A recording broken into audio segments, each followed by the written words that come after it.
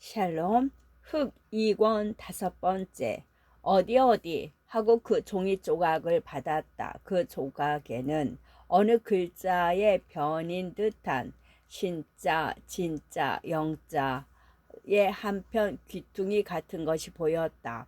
그리고 그 글씨가 누구의 것임을 정선은 곧 알았다. 순아, 여기도 한 조각 있다 하고 부엌에서 한갑 어머니가 부르는 소리가 들린다. 한갑 어머니는 그 종이 조각이 허 선생의 부인에게 무슨 필요가 있는지 모르나 은인의 부인이 애써서 찾는 것이니까 자기도 찾은 것이었다. 수는 속으로 우스운 것을 참고 밖으로 나갔다. 허 선생은 일찍이 이렇게 필요없는 심부름을 시킨 일이 없었다. 대관절 이 종이 조각이 그것을 찾는 것이 세상을 위해서 무슨 필요가 있느냐 말이다. 자, 이것도 쓸 거냐 하고 한갑 어머니는 부엌문을 열고 마주 나오며 순에게 솜톱만한 종이 조각 둘을 주며 내야 아나 눈이 곰의 발바닥인걸 하고 소매로 눈을 비빈다. 아무리 비비더라도 밝아질 수 없을 것이 분명한 눈을 풍문 에예 빙제 이러한 글자가 한갑 어머니의 찾은 조각에 보이는 것을 보고 순두 사건의 대강을 짐작하였다. 풍문이 들은즉 부인이 어떤 사람과 연애를 한다고 하여서 그 편지를 보고 허 선생이 화가 나서 편지를 찍고 서울로 뛰어 올라가신 것이다. 이렇게 수는 상상하였다. 그리하면 정선이 허둥지둥하는 양이 비로소 설명이 되었다. 그렇다 하면 우물가에서 울던 것도 한 헛울음이 아닌가. 그렇고 말고 무슨 일이 있길래로 올라간 지 석 달이나 되도록 소식이 없지. 그러기로 그렇게 얌전한 정선이가 하고 수는 혼자 고개를 살랑살랑 흔들어 보았다. 어디? 하고 정선이가 순이가 방에 들어오는 동안에 바빠서 쌍창을 열며 발을 내민다. 2조각밖에 없어요. 하고 수는 의식적으로 다소 아기를 품고 아주 담대하게 풍문, 연애 뭐 그런 소리가 있어요. 그리고 영이라고 하는 것이 편지 아니의 이름자인가 봐요. 그만하면 더 찾지 아니해도 괜찮습니까? 하였다. 순의 말에 정선은 낯이 빨개지며 쌍창을 빨리 닫았다. 너무 빨리 잡아당기는 바람에 문이 삐뚤어 걸려서 닫혀지지를 아니하였다. 정선은 순이가 노상 어린애가 아닌 것을 발견하였다. 맹랑한 것이라고 하였다. 순이가 어린애가 아닌 것을 발견함에 정선의 가슴에는 불쾌한 물결이 있는 것을 금할 수가 없었다. 순아 이리 들어와 하고 정선은 순을 불러놓고 바늘 박은 손 방방이로 문초를 시작하였다. 선생님 빨래는 누가 하니? 네가 하지. 저도 하고 할머니도 하고 그러죠. 뜯기는 빨래 뜯기도 그렇지요. 아이 참퍽들 애들 썼구나. 선생님 상은 누가 드리니? 상은 제가 드리죠. 네. 그럴 테지 너밖에 드릴 사람이 있니? 선생님 자리는 누가 깔고 걷고 하니? 그도 너밖에 할 사람이 있니? 그런 말씀을 왜 물으세요? 하고서는 좀 불쾌한 빛을 보였다. 아니 그저 알고 싶어서 하는 말이지. 너 노했니? 하고 정선은 미안한 빛을 보인다. 노하긴요. 하고서는 슬픈 표정을 보이며 선생님은 자리 까는 거, 개는 거, 방 치우는 거, 새순물 진지상 내놓는 거, 방에 군불 넣는 것까지 다 손수하신답니다. 어디 누구를 시키시나요? 해드려도 마다시지요. 순의 대답에 정선은 면목을 잃었다. 그래서 화제를 돌리려고 선생님은 하루 종일 무얼 하시든 밖에 나가시든 집에 계시든 하고 딴 문제를 물었다. 그래도 그 문제 속에도 남편과 순과의 관계를 염탐하려는 경계선은 눈에 안 보이게 늘어놓았다. 잠시도 쉴 새가 있으신가요? 식전 일찍 일어나시면 방 치우시고 마당 쓰시고 나무 가꾸시고 그러시고 강가로 나가시지요. 강에 나가셔서 체조하시고 그러고는 목욕하시고 그리고 들어오셔야 해가 뜨는 걸요. 처음에는 혼자 그러시더니 차차 동네 사람들이 하나둘 따라와서 한 달 전부터는 새벽이면 앞 등성에 모여서 정말 제조하고, 그리고는 동네 길 쓸고, 그리고는 목욕하고, 다름질도 하고, 돌도 굴려오고, 나무도 날라오고, 또 땅 얼기 전까지는 저 토끼 우물 앞에 논을 풀었지요. 그래도 아무 때나 그것은 해 뜨기 전이야요. 그러고는 해 뜬 뒤에는 다 저마다 제일 하고요. 요새는 한 50명씩 모였답니다. 와와와 소리를 지르고 또 아침 일찍 일어나 해 뜨기까지 동무 일하세, 우리 일하세 하고 노래도 부르고 하는 것을 보면 우리들도 뛰어나가고 싶어요. 오는 봄부터는 부인네들도 그렇게 한다고요. 남정들이 식전마다 일어놓은 논이랑 밭이랑 그것을 아낙네들의 공동 경작을 해서 동네 아이들 월사금, 책값, 점심값을 삼는다고요. 교비도 세워서 하고 허숭의 사업을 설명하는 데는 유수는 문득 유쾌해지고 기운이 난다.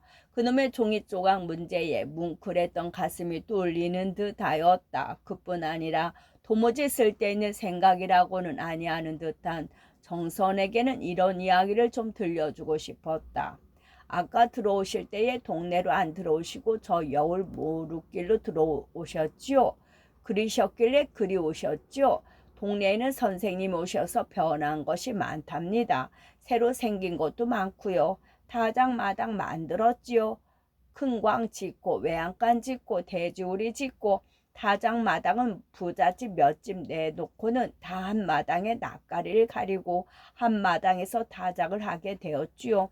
그리고 그 마당가에는 소외양간과 돼지우리와 닭장이 있고 거기다는 집 한 채를 짓고 그 모든 것을 지키는 사람이 있거든요. 쌍둥이네라고. 그러니까 동네 집 마당은 아주 깨끗하단 말이에요. 아직도 제 집에 외양간 두고 닭 놓는 사람도 있지만은 이제 다 없어진걸요. 선생님은 아침만 잡수시면 동네를 한번 도시지요. 어느 병난 사람이 없나, 무슨 걱정난 집이나 없나 돌아보시지요. 그러면 선생님, 우리 젖먹이가 젖을 토해요. 오늘이 월사금 가져갈 날인데요. 하고들 나선답니다. 그리고는 다장마당으로 소, 돼지, 닭 다 돌아보시고 그리고 밤에는 또 야학하고 또 조합 사무 보시고, 어디 요만큼이나 편히 쉬실 새가 있나요? 없답니다. 그나 그뿐인가요? 선생님이 변호사실에서 사방에서들 송사 물으러들 오시지요. 어떤 사람은 닭 한 마리를 들고 어떤 사람은 술병을 사차고. 그러면 선생님이 받으시나요? 굳이 받으려면 그 닭은 병 없는 동네에서 온 것인가 알아보아서 동네 닭에 넣지요. 그러신답니다. 하고 유수는 두 뺨이 불글에 상기가 되면서 허숭의 이야기를 열이 나서 한다. 그것을 듣는 정선은 한끗 자기가 일찍 보지 못했던 숭을 보는 데 대하여 일종의 두려움을 깨닫는 동시에 순이가 아주 숭을 제 것인 듯이 여겨서 흥분하여 말하는 거, 마땅히 주인이어야 할 아내인 자기가 도리어 순에게 설명을 듣고 앉아있는 사람이 된 것이 불쾌하였다. 순이가 말하는 숭의 일상생활을 듣고 보면 과연 숭은 바쁜 생활을 하고 있다. 그러나 그것이 다 제게는 아무 상관도 없는 일, 다시 말하면 밥도 안 나오고 옷도 안 나오는 일에 공연히 숭은 분주한 것이었다. 서비스, 세상을 위하는 일, 이런 것을 정선도 관념적으로는 모르는 것이 아니지만은 그것은 오직 수신 교과서에나 예배당 강도대에서나 들을 소리요, 몸소 행할 것이라고는 생각되어지지 아니하였다. 그러나 바로 눈앞에 바로 자기의 남편이 그러한 일을 실제로 하고 있는 것을 보고 정선은 놀랐다. 과연 이렇게 바쁜 생활을 하는 사람에게는 연예인이 무엇이니 할 한가한 틈이 없을 것이다. 더구나 그날 낮에 순이와 함께 동네 집에 인사를 다닐 때에 비로소 농촌 생활이 어떻게 바쁜 것인지, 또 그 바쁜 모양이 도외의 그것과는 어떻게 다른 것인지를 맛볼 수가 있었다. 가장 정선에게 신기한 것은 마당질이라는 것이었다. 마당에 밤에 물을 뿌려서 얼려놓고 한가운데는 커다랗게 기름한 돌이나 절구통이나 통나무 통을 놓고 그것들이 고정하여 굴지 아니하도록 바둑돌로 개어놓고 그리고는 건장한 남성들이 굴단한 쇠꼬락으로 북두를 질근 조르고 머리에는 하얀 수건을 쓰고 바지통 행전치 모양으로 졸라매고 그리고는 볕단을 풀어서 알맞추 갈라서 뿌리를 바오르라기로 올가서 발로 꼭 졸라서 두 손으로 번쩍 들어 머리 위로 올렸다가 지하고 마당돌에 메어치면 우수수 하는 힘있는 소리를 내며 볕알갱이가 떨어진다. 이 모양으로 몇 번을 치며 알갱이를 잃은 볕단은 숙였던 목을 펴고 마치 일생의 무거운 책임을 인제 벗어놓았다 하는 듯이 마당 한편 가뇨 그들을 위해 예비한 자리에 내던짐이 된다. 그때에는 그들은 벼라는 이름을 갈고 집이라는 새 이름을 받게 된다. 그리하면 또 늙은이 어린이들은 불불의 휘추리를 들고 집 끝에 있는 벼알을 톡톡 널어버리고 그리고 난 짚은 벼알갱이 달렸던 끝을 잡히고 활활 뿌리어 건부를 다 떨구고는 깨끗한 집이 되어 아름이 넘는 단으로 묶인다.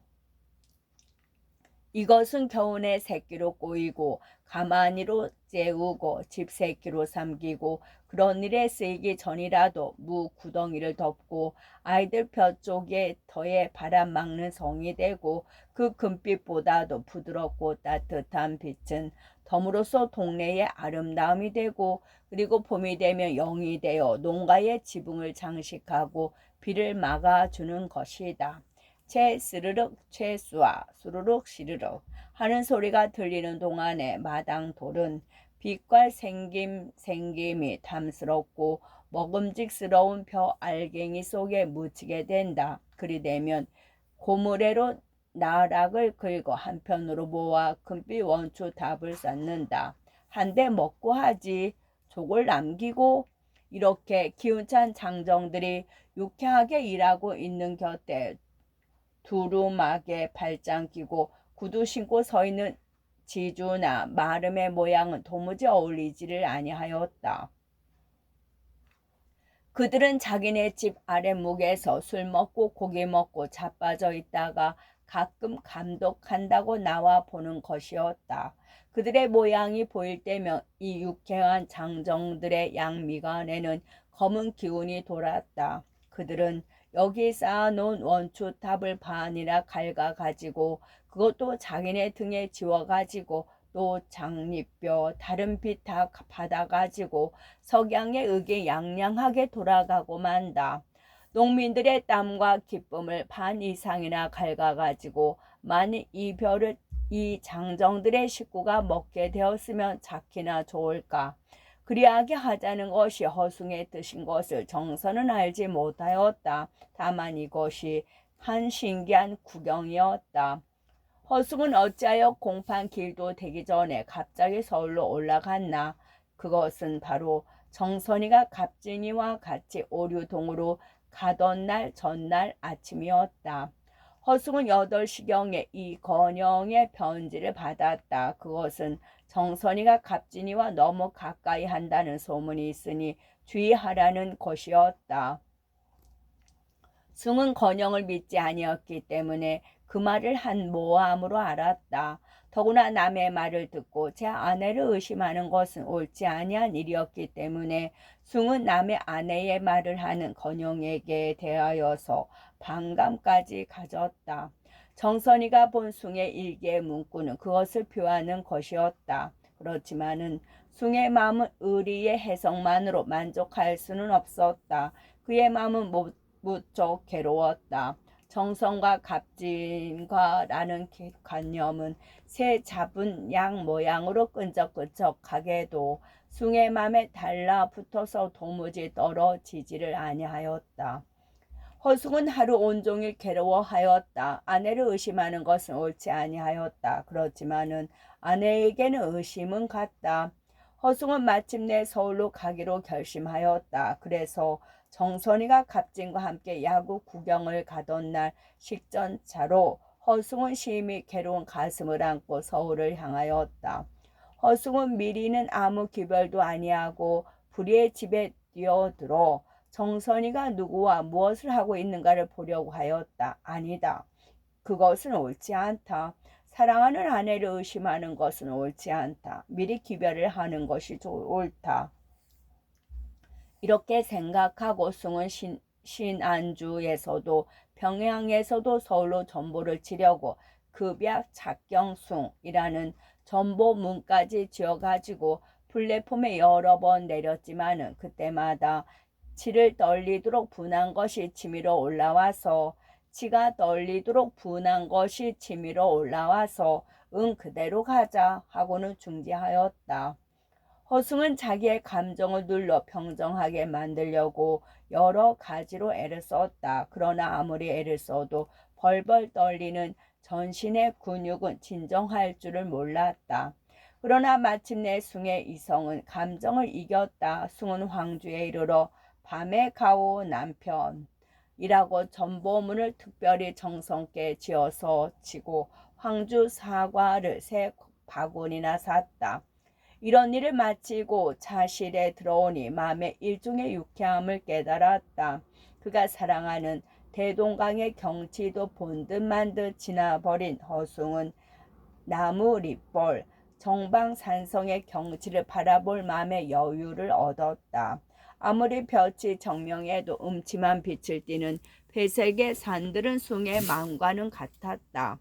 숭의 마음과도 같았다. 경성역에 내린 것이 밤 10시쯤 못 미쳐였다. 열차가 스르르 플랫폼에 들어가 닿을 때에 숭은 과히 남의 눈에 띄지 아니하리만큼 창밖의 낯을 향하여 사람들 틈에 정선을 찾으려 하였다. 아마 정선은 나를 1~2등 차에서 찾을는지 모른다. 나는 이제부터는 우리 농부들과 더불어 3등차 객인데 하였다. 그리고 짐을 들고 숭은 차에서 내려서 연애 사랑하는 아내의 모양을 찾으면서 사람 새를 헤어서 1~2등 앞으로 갔으나 거기도 정선은 없었다. 숭은 약간의 실망과 분노를 느끼면서 층층대를 오르려 할 적에 할로우 하는 어깨를 치는 사람을 보았다. 허숭은 짐을 놓고 그 사람의 손을 잡았다. 그 사람은 박사 이건영이었다. 허숭은 아내를 만나지 못하고 이건영을 만난 것을 불길하게 생각하였다. 그뿐더러 아내가 나와 맞지 않는 양을 건영에게 보이는 것이 창피도 하였다. 아, 이 박사, 편지는 고맙습니다. 하고 숭은 얼른 자기의 감정을 통일하여 가지고 당연히 할 인사를 하였다. I'm sorry 하고 건영은 숭의 어깨에 손을 얹으며 동생이나 후배를 위로하는 은근한 어조로 참 유창한 언어로 귓속말로 당신의 가정에 관한 일에 대해서 이러니 저러니 말을 하는 것이 예의에 어그러지는 일인 줄은 잘 압니다.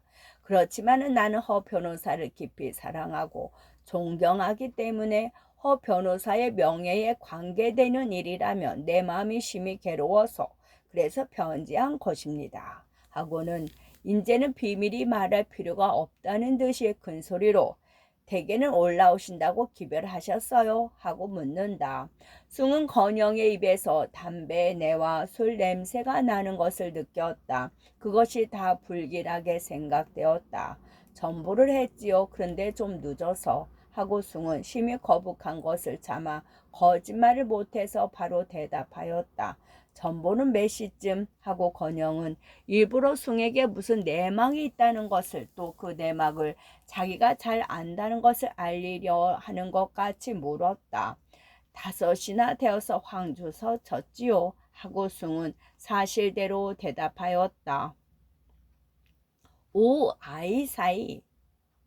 아이씨 하고 건영은 석양식으로 어깨를 으쓱하며 그러면 그 전부 못 받으셨겠소 정선씨가 하고 건영은 남의 부인을 남편 앞에서 이름으로 부른 것을 후회하고 부인께서는 오늘 오후에 김같이 군하고 베이스볼 구경을 가셨다가 아마 어디로 저녁을 사시러 갔을 겁니다. 요새 거진 날마다 그러시는 모양이니까 지금 댁에 들어가시더라도 아마 부인은 안 계실걸요. 부인을 보시려거든 정목당이나 경성호텔이나. 응, 벌써 시간이 되었군. 난 갑니다. 굿바이. 부인 조심 잘 하시오. 하고 단장을 흔들며 건너편 봄으로 가려는데 층층대로 뛰어오른다. 건영은 서분의 집에서 나와서 정거장 식당에서 위스키를 한 잔 사서 날뛰는 양심을 어지러뜨려 놓고는 인천으로 가는 길에 우선 경의선으로 혹시 아는 여자나 올라오면 만날까 하고 서성거리다가 숭을 만나서 갑진과 정선에 대한 원혐을 풀고는 마음이 흡족하여 가는 길이었다. 건영이는 왜 인천에를 가는가? 그가 하는 행동에 하나라도 헛된 것이 있을 리가 없다. 그가 인천을 가는 데는 두 가지 목적이 있다. 하나는 인천에 개업하고 있는 어떤 여의를 찾으려 함이요. 또 하나는 만일 후일에 정서본으로부터 무슨 문제가 일어난다 하더라도 자기가 이날 밤에 서울에 있지 아니하였다는 증명을 얻고자 함이었다. 정거장에서 허순과 같이 거짓말 아니한다는 신용이 있는 사람을 만난 것은 이건여 박사를 위하여 큰 소득이었다. 건영의 말을 들은 숭은 큰 모욕이나 당한 사람 모양으로 맘 둘 곳을 몰라 허둥지둥 짐을 한 손에 들고 전차 정류장을 향하여 나왔다. 바다와 같이 넓은 마당을 흐르는 얼음 덩어리와 같은 자동차를 피하여 나가기는 쉬운 일이 아니었다. 더구나 마음에 산란한 심서를 가진 사람으로 그러하였다. 숭은 버스 정류장 가까이 왔을 때에 갑자기 몰아오는 어떤 자동차에 하마터면 스칠 뻔까지 뒤로 물러섰다.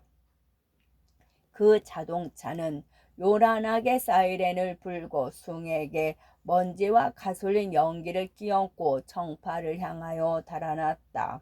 자동차를 피하느냐고 한 걸음 뒤로 물러선 숭은 아까보다 더한 놀람으로 두어 걸음 지나간 자동차의 뒤를 따랐다. 왜?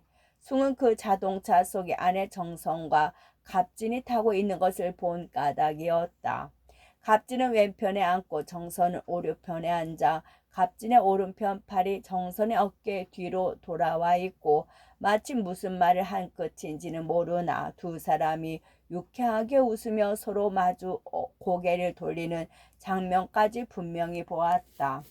숭은 자기의 눈을 의심하려 하였다. 그러나 의심하기에는 이것은 너무도 분명한 사실이었다.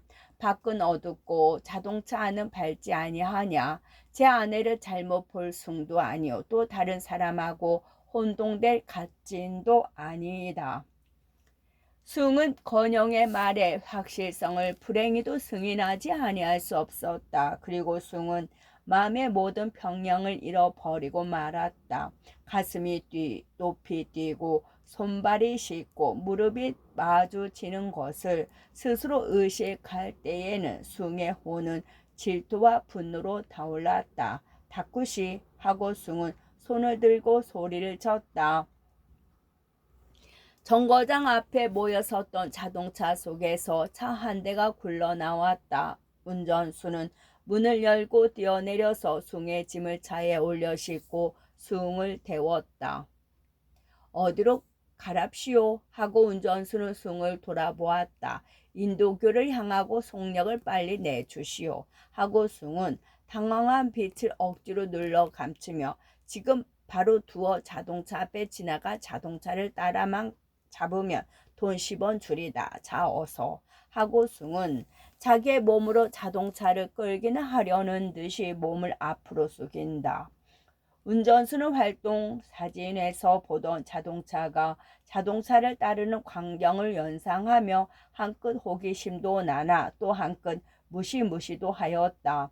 그러나 10원 상금이 노상 비율을 당기지 아니함이 아니므로 마일표가 25를 넘기지 아니할 정도에서 속력을 내었다. 그러나 이 차는 낡은 차였다. 겉은 제법 고급차 모양으로 이들을하게 발라놓았지만 속력을 내려면 내릴수록 터드럭 소리와 가솔린 냄새만 나고 도무지 속력은 나지 아니하였다. 뒤에서 뿡 하고 오던 자동차가 숭의 차를 떨구고 지나가는 것을 보고도 숭은 더욱 조조하였다. 더 속력을 못 내우 하고 숭의 어조에는 노여운 빛조차 띄어 있었다. 시내에서는 25마일 이상은 못 냅니다. 취체 당합니다. 하고 운전수는 도리어 속력을 줄였다. 아무리 터드럭거려도 더 빨리는 못 갈 것이니 어차피 10원 상금은 들린 바에는 가솔린만 낭비할 필요는 없다는 배짱이다. 숭은 더욱 화가 남을 깨달았으나 어찌할 수가 없었다. 뒤따르던 몇 자동차를 앞세고는 그만 기운이 빠져서 국션에 몸을 던지고 가는 대로 내버려 두었다. 터드럭거리는 헌 자동차도 한강 인도기에 다다를 때가 있었다. 절규를 건널까요? 하고 운전수는 임검구역에서 잠깐 차를 세우고 물었다. 숭은 턱을 들어서 가자는 뜻을 표하였다. 마음 같아서는 운전수를 두들겨 패고도 싶었다. 어차피 아내의 자동차를 따라잡지 못할 줄을 알지만은 그래도 혹시나 인도교에서는 만날까 하고 따라가는 것이었다. 만나면 어쩔 테야? 하고 숭은 스스로 물었다. 10시가 넘은 겨울에 한강 인도교에는 집마차와 노동자, 늦게 집으로 돌아가는 농부들밖에 별로 다니는 사람이 없었다. 용산 3개에 반짝거리는 정등, 행준산성인가 싶은 산머리에 걸린 반달, 그것이 모두 쓸쓸한 경치를 이루었다. 자동차가 노드를 향하고 절규를 건너가는 동안에 또 서울을 향하고 다시 건너오는 동안에 숭은 바쁘게 이쪽 저쪽을 돌아보았으나 정선인 듯한 사람은 없었다. 문 안으로 들어갑시다 하고 숭은 운전수에게 명을 내렸다.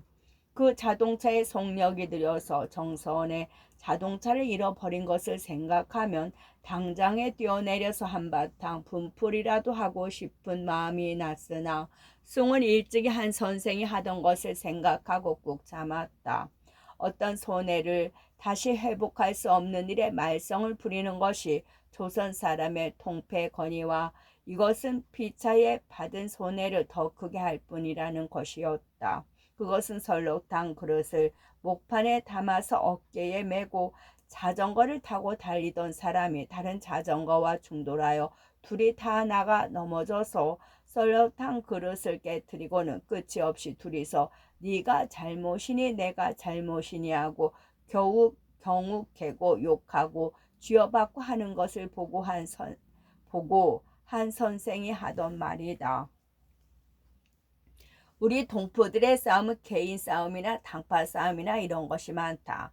중이파이라 앞에 할 일은 하면 그만인 것을 지난 일의 책임을 남에게 밀려고 아무리 힘을 쓰기로 무슨 효과가 있나 하고 충돌된 두 자전거더러 파출소에를 가든지 그렇지 않으면 집으로 가라는 제의를 하였으나 한 선생의 제의는 두 싸움꾼에게 통치 아니하였다. 숭은 자동차 운전수에 대해서 시비를 하고 싶은 마음이 억제하기 어려울 지경이었으나 한 선생의 말을 생각하고 꾹 참았다. 숭은 전동 어느 여관에 들었다. 짐을 서울에 두고 여관에 드는 것이 스스로 부끄러웠으나 지금 집을 집이라고 들어갈 면목은 없었다. 언젠가 한번 아는 사람이 들었던 여관을 찾아 든 것이다. 시계는 11시를 쳤다. 숭은 자기 집으로 전화를 걸었다. 나온 것은 분명 6월이었다. 정선은 아직 안 들어왔다고 한다. 숭은 잠깐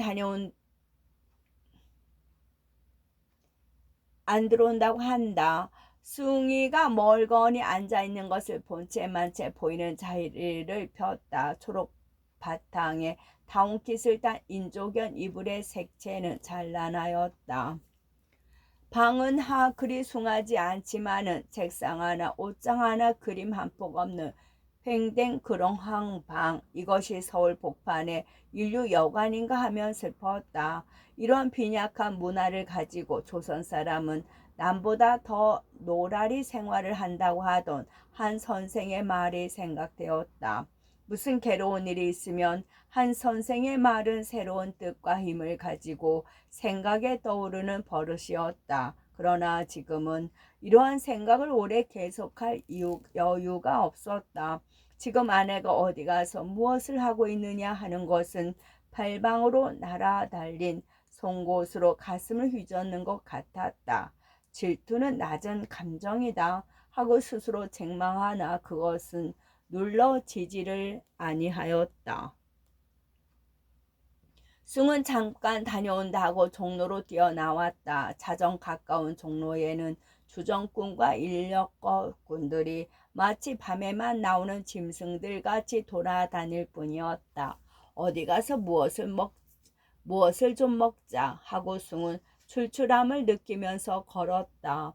생각하며 저녁은 아니 먹었다. 집에 가면 아내가 저녁을 차려놓고 마중 나왔으리라고 믿는 남편이 약간 시간이 늦는다고 차에서 저녁을 먹을 까닭이 없었다.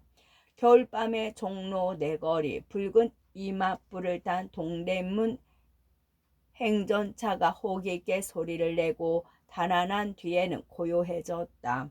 가끔 술 취한 손님을 실은 택시가 밤 바닷가에 나와 도는 갈개 모양으로 스르륵 나왔다가는 스르륵 어디로 쓰러져 버리고 만다. 어디를 간담 하고 숭은 화신상회 앞에 멀거니 섰다. 어디 가서 무엇을 사 먹었는지 모르는 것이다. 어디 가서 무엇을 사 먹을는지 모르는 것이다. 숭은 아직도 요리집에는 길이 익지 못하였던 까닭이다. 이때의 대서관 모퉁이로서 왁작지껄하고 떠들고 나오는 이가 있었다. 그 어성은 숭이가 잘 아는 강 변호사였다. 그리고 그 뒤를 따르는 이는 임 변호사였다. 둘이 다 변호사 중에 호걸 변호사로 돈은 잘 번다 하지만은 밤낮 군상을 떼어놓지 못하는 변호사들이었다. 그들은 술을 좋아하고 떠들기를 좋아하고 그리고 의리를 좋아하는 옛날 동양식 호걸들이었다. 무척 거만하여 아나무인이지만은 또 노소동락하는 풍도도 있었다. 내가 몰라 다 알아 하고 뽐내는 것이 강 변호사였다. 그놈 후레 아들 놈 같으니 하고 무엇에 하던 분개가 아직도 풀리지 못한 것이 임 변호사였다. 숭은 존경하는 선배들에게 대하여 공손하게 모자를 벗었다. 누구요? 허군이야? 누구라고? 하하하 하고 강은 숭의 손을 잡아 흔든다. 이것은 강이 숭을 후배 변호사지만은 내심 존경하여서만은 그런 것이 아니오. 숭의 겸손과 공손이 강의 호걸적 의협심을 움직인 것이었다. 노영이었던가? 하고 임 변호사가 또 허숭의 손을 잡아 흔든다. 그런데 웬일이오? 어디 시골 가서 농촌 사업 한다고? 하고 이미 숭에게 묻는다. 네, 농촌 사업이랄 것이 있나요? 아직 공부지요. 아따, 그런 소리는 그 다음에 하고 강은 새로 흥이 나는 듯이 자, 허군도 만났으니 새로 어디 가서 한잔 먹지 하더니 단장을 들어 내두르며 택시야 하고 종로 내거리를 향하고 고래고래 부른다. 인력거들이 모여든다. 영감 어디로 모시랍시오 하고 한 인력거꾼이 인력거를 놓고 어깨에 덮었던 담요를 팔에 걸고 세 사람의 앞으로 다가온다. 이건 자동차 부르는데 인력거가 왜 덤벼? 하고 강은 아주 장이 노엽기나 한 듯이 눈을 부릅뜬다. 저희도 좀 벌어 먹어야지요. 다 답십시오 하고 인력거꾼은 인력거 채를 끌어서 바로 강 변호사 앞에다 대고 팔에 걸었던 담요를 다시 어깨에 걸고 그리고는 앉을 자리를 잘 펴고 기대는 쿠션을 한 손으로 두르고 영감 자 답십시오 하고 허리를 굽신굽신한다. 다른 인력거들은 어찌 되는 것인가 하고 반은 이해 관계로 반은 호기심으로 하회를 보고 있다가 배심 있는 인력거꾼이 하는 양을 보고도 자기들도 인력거를 내려놓고 선다. 강 변호사는 취한 눈으로 여러 인력거꾼 채를 놓은 새 인력거꾼과 밖으로 둘러선 서너 인력거꾼들을 둘러보더니 자기 앞에 놓인 인력거에 올라 앉으며 나 노영의 직무에 대한 충실과 열성에 감복하였소. 이것은 자기가 다른 인력거꾼에게 하는 말이나 그 인력거꾼은 자기가 하는 말인 줄 모르는 모양이다 하고 다른 인력거꾼들을 돌아보며 글쎄 이 못생긴 놈들아, 이 사람 모양으로 손님 앞에 바싹 대들든지 그렇지 아니하면 다른 손님을 구하러 가든지 하지 그려. 그래 눈치만 보고 엉거주춤하고 애끼 굶어 죽을 놈들 같으니 하고 단장을 둘러매니 인력거꾼들이 닭들 모양으로 고리를 젓고 달아난다. 하하하하 하고 강은 웃는다. 숭도 강 변호사, 임 변호사를 따라 인력거를 타고 먼머관으로 갔다. 먼머관은 서울의 가장 큰 요리점이요 조선에도 가장 큰 요리점이다. 전등빛이 휘황한 현관에는 머리 벗어진 늙은 보이 하나가 어떤 인버넷을 입고 안경 쓴 손님 하나의 주정을 받고 있고 그 옆에는 기생들이 얼빠진 것 모양으로 우두커니 서 있었다. 마치 그 주정뱅이 신사에게 가지가지 아양을 다 부려도 효과 없는 것을 보고 지쳐서 무심해진 것 같았다. 아이 아버지 오십시오 하고 둘 중에 한 기생이 갑자기 생기를 띠며 강 변호사의 손을 잡아 끈다. 이년은 아버지는 왜 아버지래? 내가 네 어미가 누군지 알지도 못하는데 하고 강 변호사는 구두도 벗지 아니하고 시비를 건다. 아이고 그렇게 노여실 거 무어 있소. 얘기 아버지란 말로만 들으시구려 하고 곁에 섰던 좀 많은 기생이 농친다. 그러니까 하하 하고 강 변호사는 웃고 오 내 딸년 착하지 하고 어린 기생의 어깨를 두드린다. 옳지 아버지라면 마다구선 또 딸이라네 하고 어린 기생이 입을 삐죽한다. 딸이란 말이 노엽나 하고 임 변호사 곁에서 노엽거든 장모의 딸이란 말로만 들으려무나 하고 어깨 두르서 손을 넘겨 그 어린 기생의 뺨을 꼬집는다. 아야 하고 어린 기생이 소리를 지른다. 늙은 보이를 보고 주정하고 있던 신사는 마치 이 세 사람의 일행의 위풍에 눌린 듯이 소리도 없이 빠져 달아나고 말았다. 일행은 보이를 따라 복도를 굽이 돌아 어떤 구석방으로 들어갔다. 이런 곳에 와본 경험이 적은 숭은 호기심을 가지고 이리저리 둘러보았다. 고붓고붓이 걸린 귀족들의 글씨 구비구비해서 만나는 귀한 손님들과 하얀 얼굴에 눈만 반짝거리고 치마폭을 질질 끌고 가는 기생들. 그 기생들은 모두 강 변호사와 임 변호사를 아는 모양이어서 다 인사를 하고 버릇없는 말을 하고 스치고 가는 서슬에 꼬집고 꼬집히고 안고 안기고 손잡고 그러고야 지나갔다. 그러나 숭을 아는 이도 없고 숭이가 아는 이도 없었다. 방들은 덜어는 비었으나 끝.